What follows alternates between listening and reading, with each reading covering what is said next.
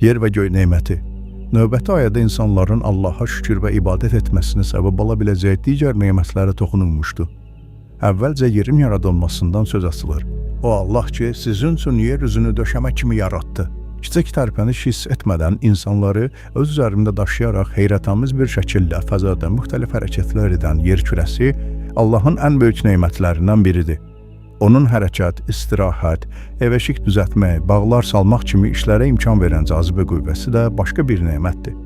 Heç düşünmüsünüzmü ki, əgər yerin cazibə qüvvəsi olmasaydı, bütün həyatımız bir göz qırpımında bir-birinə dəyərdi?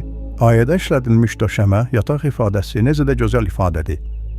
O rahatlıq və arxayınlıq mənasını etibar etməklə yanaşı, isti və yumuşaq mənasını da özündə əks etdirir.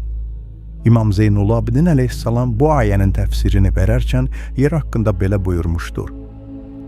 Allah-u Teala yeri sizin təbiət və bədənlərinizə uyğun yaratmışdı. Onu elə isti etməyib ki, sizi yandırsın. Elə soyuq da etməyib ki, sizi dondursun. Onu çox ətirli etməyib ki, ətrin tündlüyü beyinlərinizə pis təsir etsin. Pis qoxulu da etməyib ki, sizi narahat etsin. Onu su kimi etməyib ki, batasınız. Həddən artıq sərt etməyib ki, ev-eşik düzəltməkdə və ölülərinizi dəfn etməkdə aciz qalasınız. Daha çox insan faydalansın deyə bu videonu bəyən və yadda saxla.